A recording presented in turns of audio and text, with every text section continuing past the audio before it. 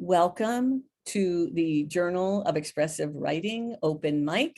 It's February 2nd. Happy February, everyone. We are so happy and grateful to have as our featured reader tonight, Laura Davis, reading from her new book, a memoir, The Burning Light of Two Stars, a mother-daughter story. And Laura is going to be up first, and then we're going to move to your voices in the open mic.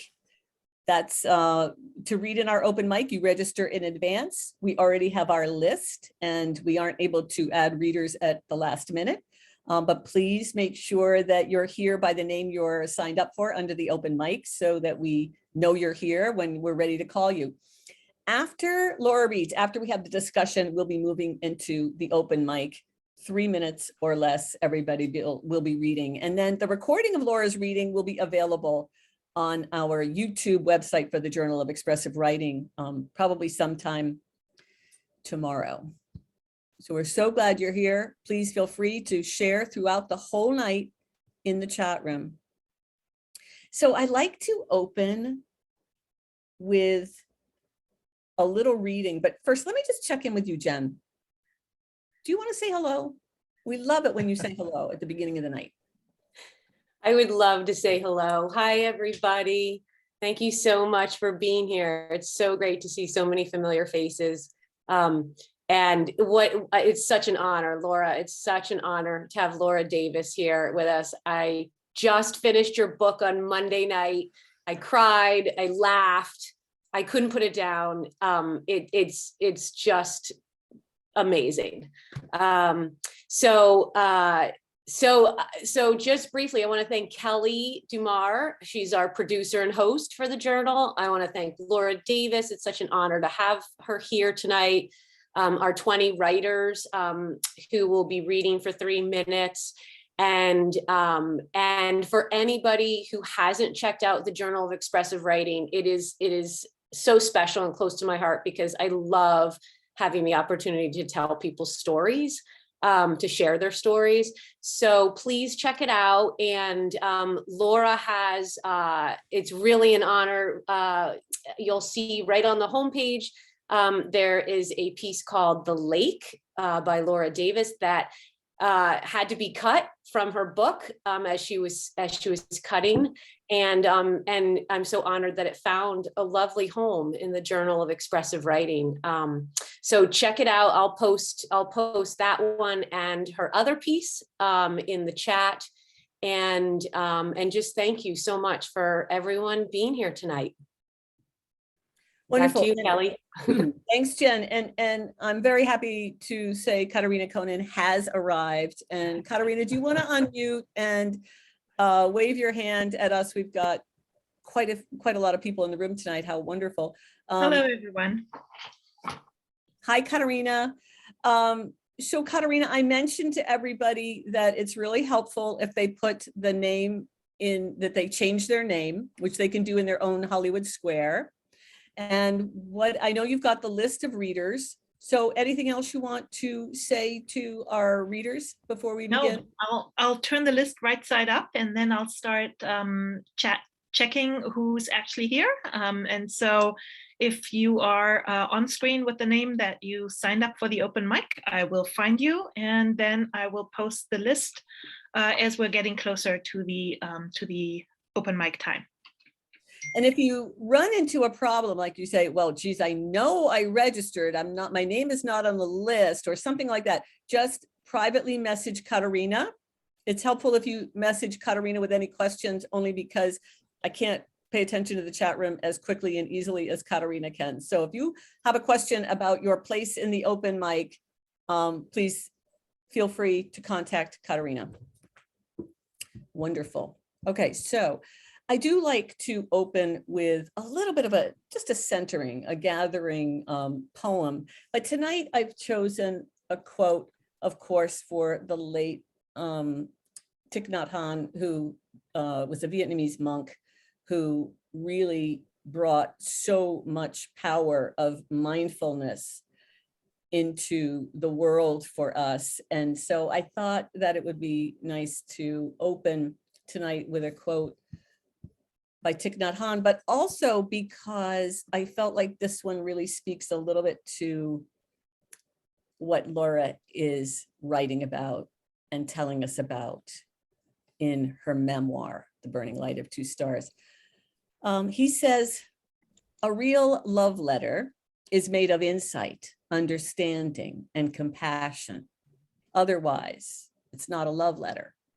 A true love letter can produce a transformation in the other person and therefore in the world.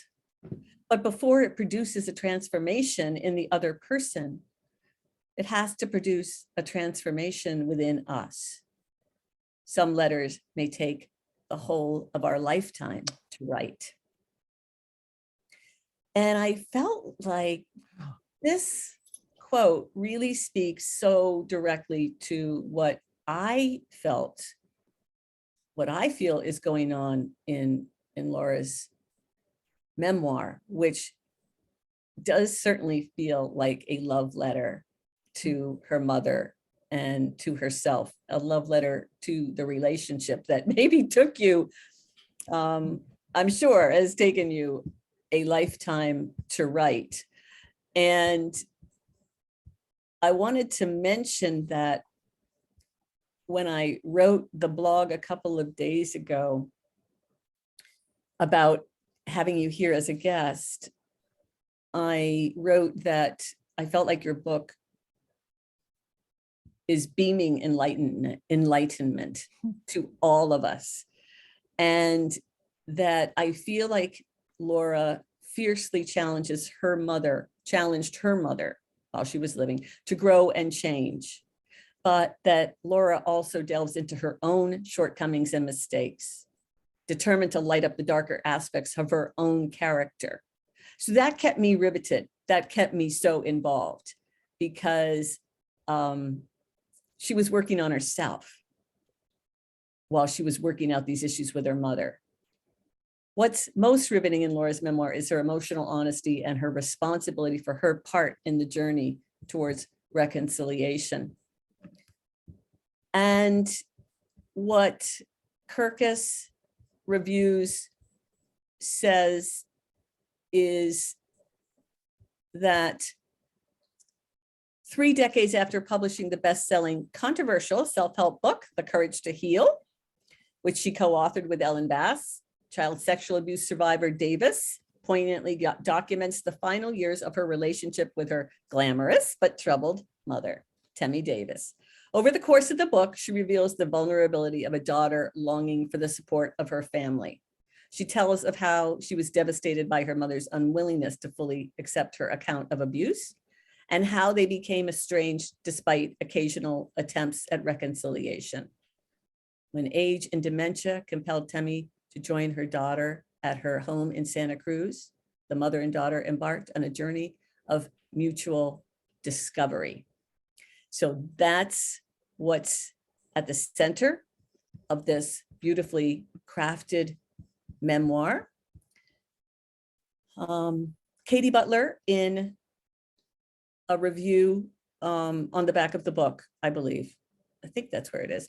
Caregiving. She writes, caregiving an elderly parent, especially against the backdrop of a difficult shared past, can be a bruising spiritual ordeal. We who must travel this territory don't need any more sentimental narratives about it. What we do need is the healing medicine of truth-telling. And Laura Davis brilliantly and generously gives it to us.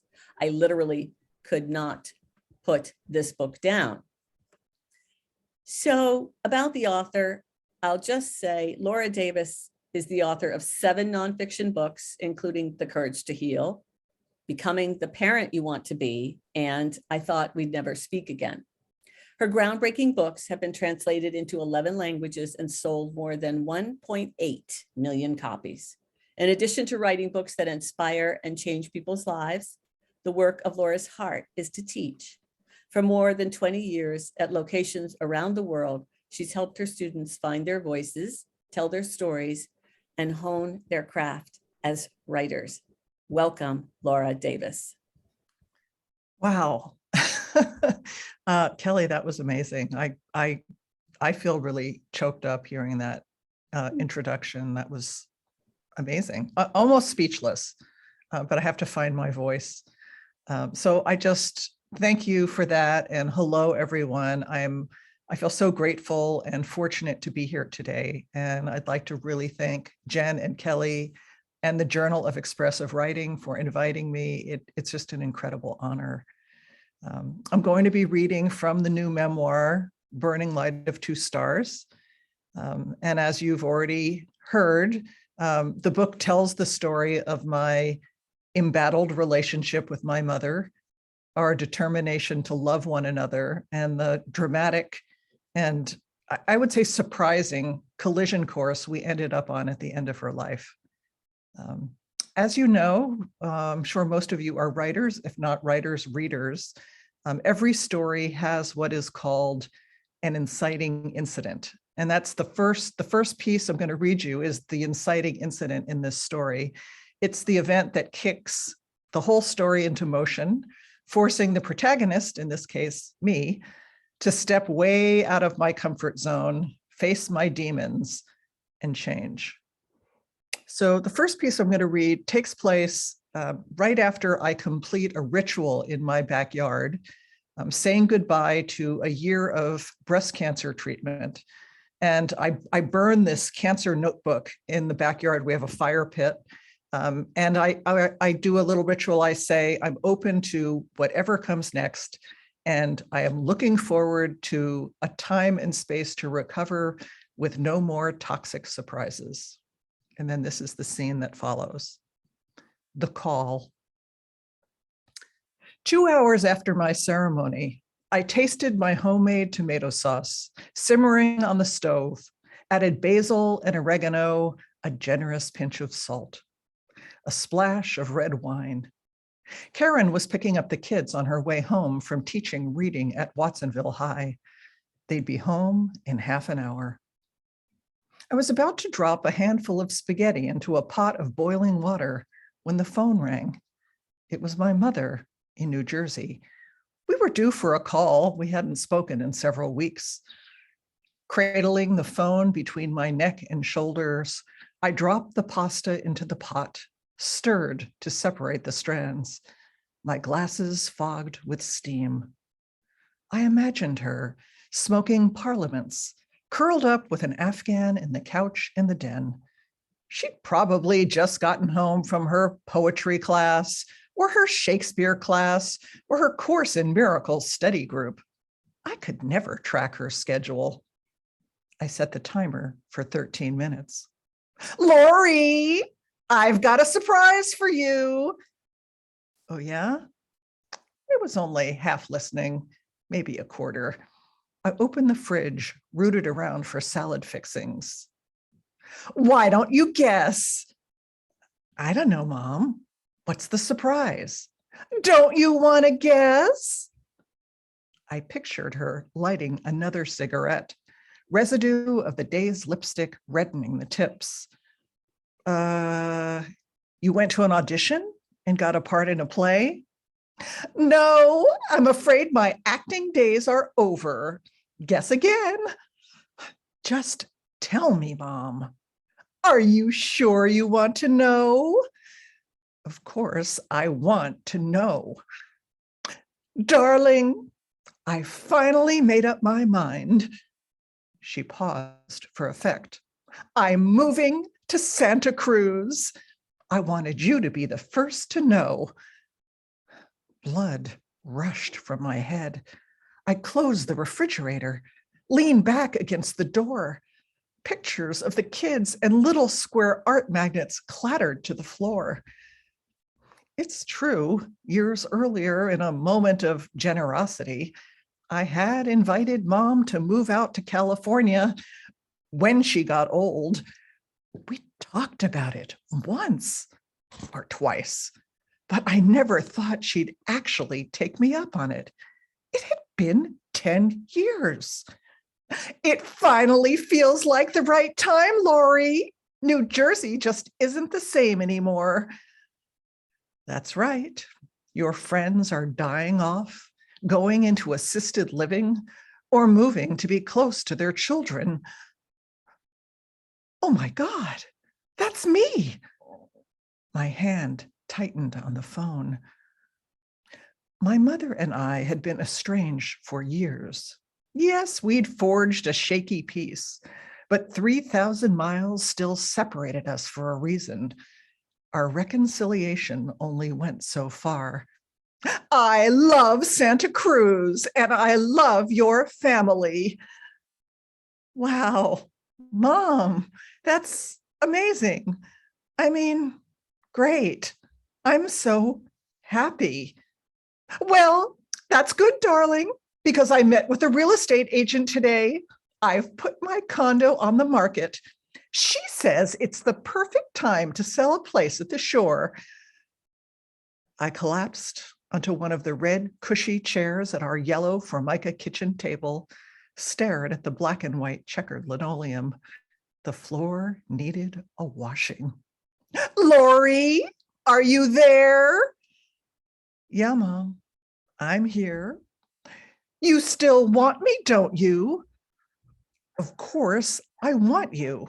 We all want you. It's just that I never thought you'd actually do it. Well, I'm not getting any younger. No, she wasn't. Mom was 80 years old and her memory was failing. You don't sound very excited. I am excited, just surprised, that's all.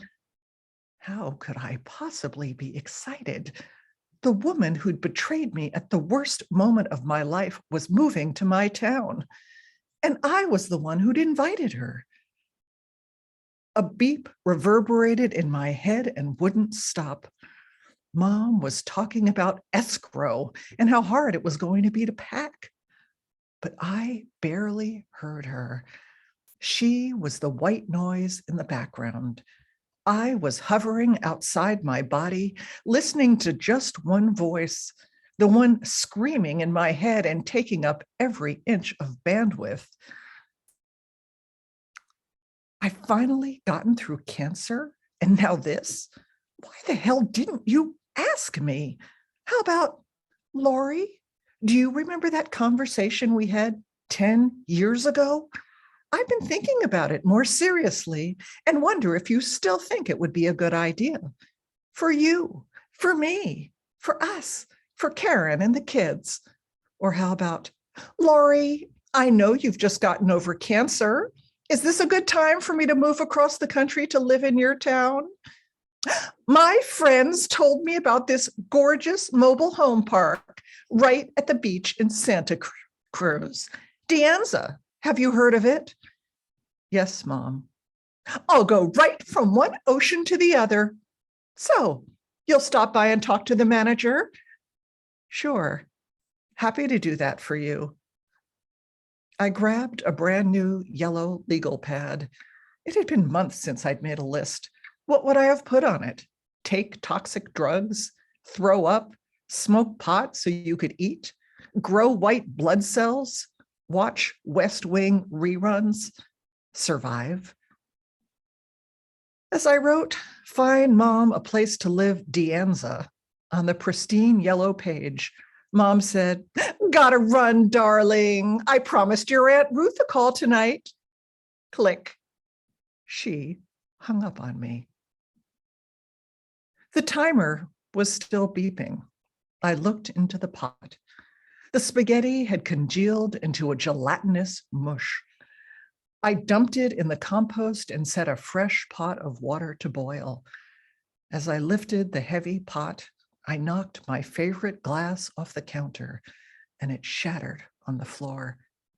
The kids were going to walk in at any moment and they'd be starving. I swept up the shards and set the table for 4, but I couldn't remember which side the fork was supposed to go on.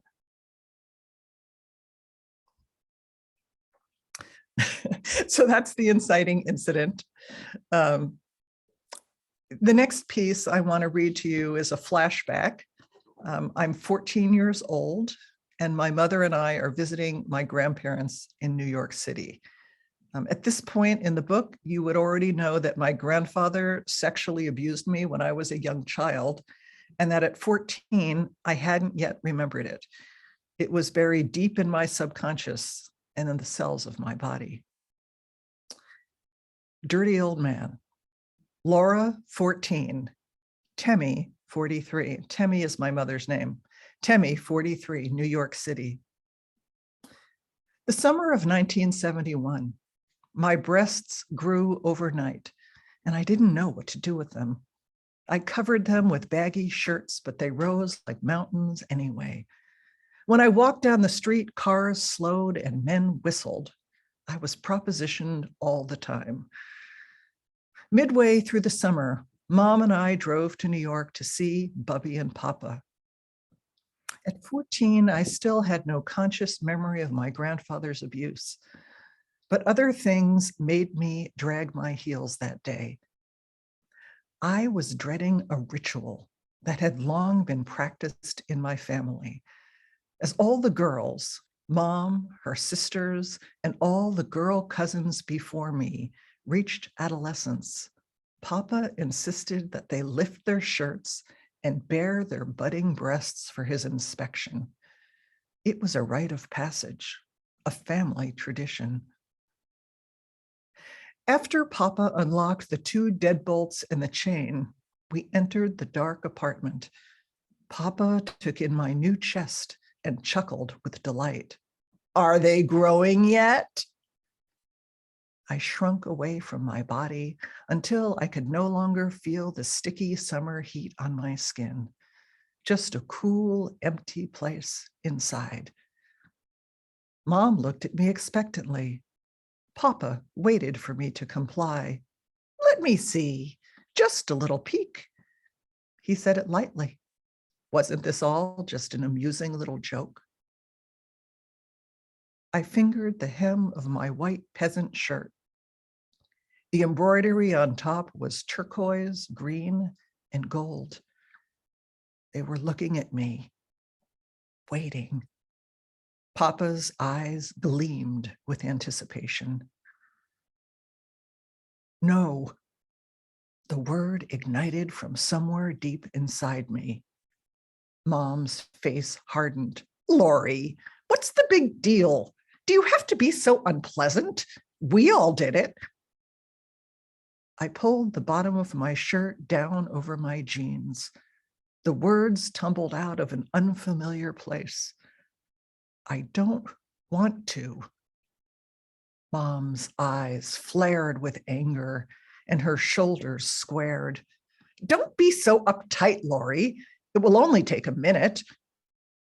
She looked at me appraisingly, as she had so many times before. "You have a lovely figure. You have nothing to be ashamed of." That's where the memory ends. The only thing I know for sure is that I didn't lift up my shirt and that I was the only girl in the family ever to refuse. Sometimes when I think back to that moment, I imagine it happening at another time of year, with our whole family crammed into that tiny apartment. In that version, I see my teenage self standing up to all of them, every one of my aunts and cousins, all the women and girls, generations of them, shouting, "Why are you making such a big deal about this? We all did it." A whole chorus of shirt lifters clamoring for me to bare my chest. Just one look. Give the dirty old man one look. But I didn't listen to any of them.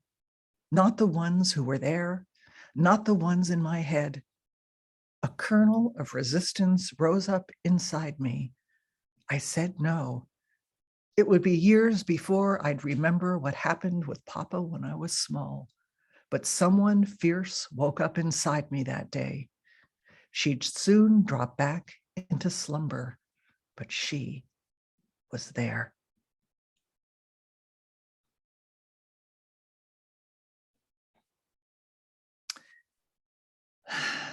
Take a breath.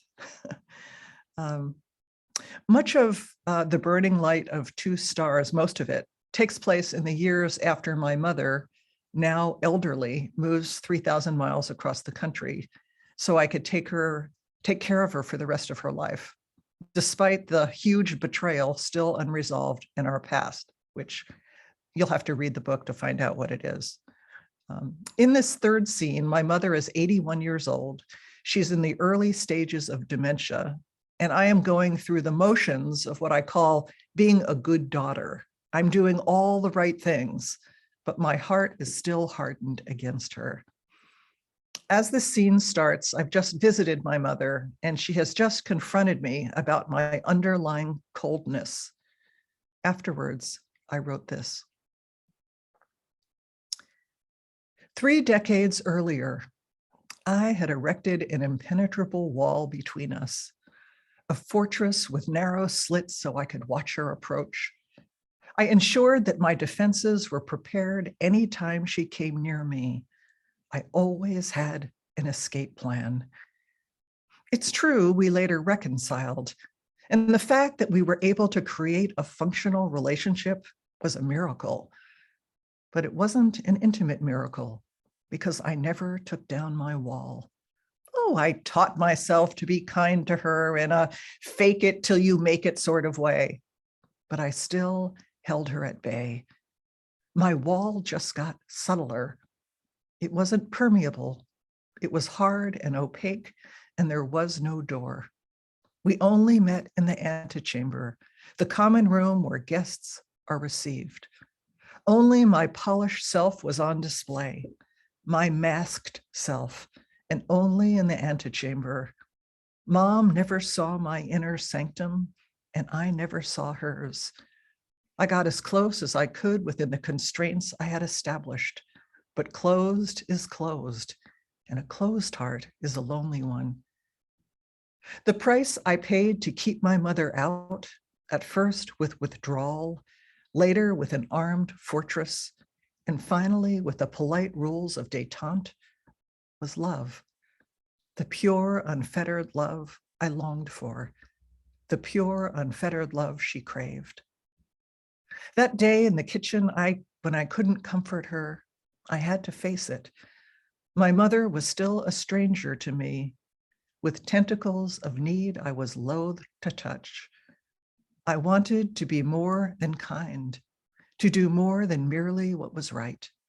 I wanted to love my mother, just once, freely and with the relief of a lost, exhausted child, beyond words and beyond all pretense. I wanted to lay my head on a place that was safe, just once, before it was too late.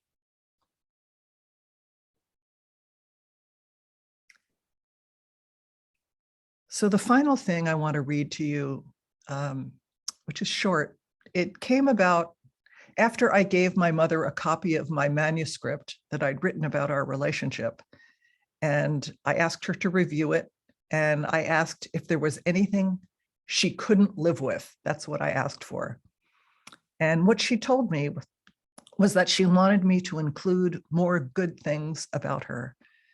And it was actually easy for me to say yes, because despite the giant challenges in our relationship, there were a lot of good things. Here's one.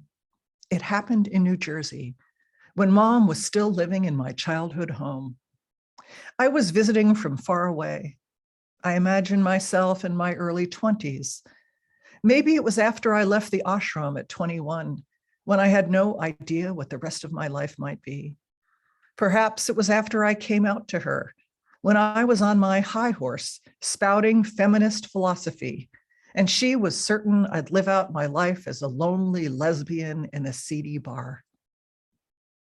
The night before, Mom and I had agreed to call a truce on whatever conflagration was consuming us and to walk to the beach the next morning. After breakfast, we put on our windbreakers, laced up our sneakers, and headed out the front door toward the Atlantic. The moment we stepped out onto the crooked sidewalk, the sky opened as if God had decided that very day to start the flood. Sunny one moment, a downpour the next. I gasped. She gasped.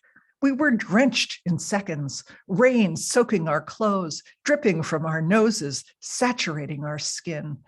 our socks and shoes, soggy white cotton in rubber soles. Mom yelled out, "It's raining cats and dogs." I nodded, but I could barely hear her. The rain was too loud. We looked at each other, each expecting the other to run back into the shelter of the house.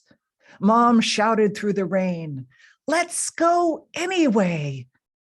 I gaped at her. Did my mother really want to get drenched with me in the rain? As she looked at me expectantly, a huge, adventurous grin spread across her face. I'd never seen that look before. Her hair was stringy and wet, her cheeks painted with rivulets of rain, her dare unmistakable.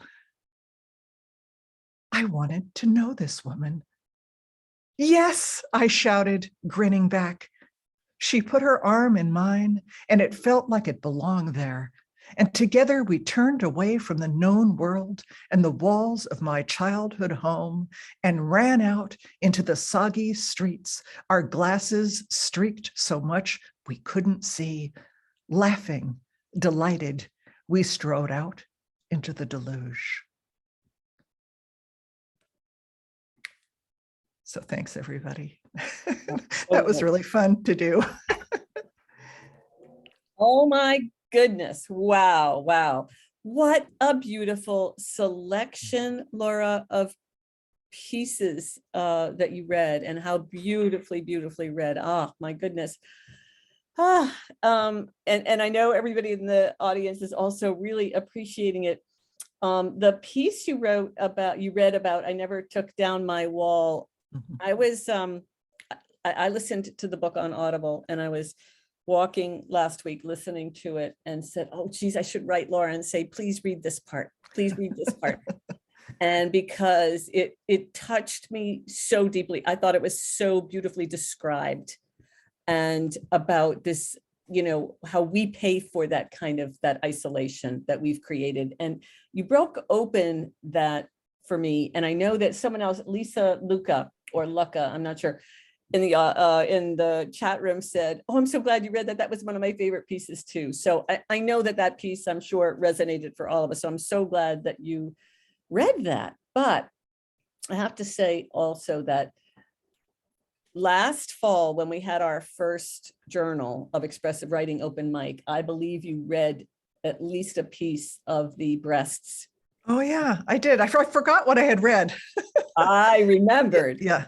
And Yeah. what was interesting was it was out of context. Mhm. So it was interesting, but it was like, but then when I found it and I came to that part in the book, I was like, oh my goodness, what a powerful piece of writing it is about that excruciating experience, and how satisfying to the reader. And I think other people in the chat room were commenting about that too. And I thought, what an absolutely wonderful, this is how memoir works so effectively, and why this is such an important book.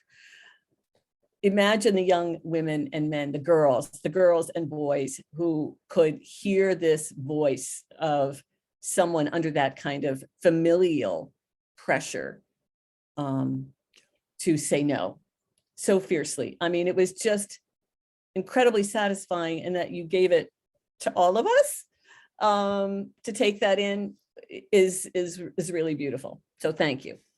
Thank you. Saying no so fiercely in that situation. And so I urge people to that passage within the context of this entire memoir, I think is it's entirely riveting. But so much of this was the and so much that you didn't mention. So you did mention that this initiating incident started you on this collision course with your mother. And I'm thinking, okay, wait a minute. This has been a collision course from the very beginning. Right. I mean, there are so many collisions. Yeah. This is what makes it riveting reading, because I mean, one collision after another with your mother, and certainly over the sexual abuse, her not believing you, it was her father, and of course then about when you came out to her, and many more that I'm not mentioning. yet, but that is, that's what makes it such a powerful memoir, I think, is how much you do battle with your mother over many, many, many things, and what the level of conflict is, but then always resolving it in some way, you know. And we haven't even mentioned her death and the whole passage that comes regarding her death. So I don't want to give spoilers. So there's also a birth scene that we're inside of, right? Right. So I was astonished by that. I thought, so I'm trying to whet the appetite, not give too many spoilers, but there's a birth scene that, okay, so we're present at our births, but we don't remember our births. But you write about your birth in a way that I would 100% swear you had consciousness, like, to remember it, because you render it so beautifully, so powerfully. So there's so much to appreciate now, and that doesn't even mention the letters when you and your mother resort to communicating only by letter. So there's a lot in here. Are there any questions before I monopolize this entirely?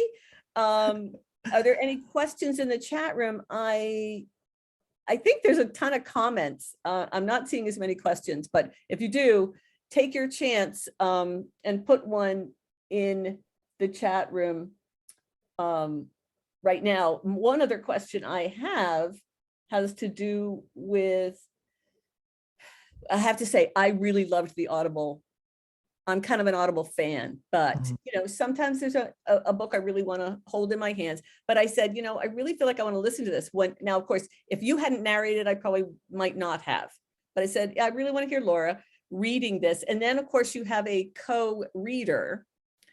And hearing you tonight, I said, well, Laura really could have done both parts, but just I didn't think I could. I didn't think I could pull off my mother. I mean, that little bit of her.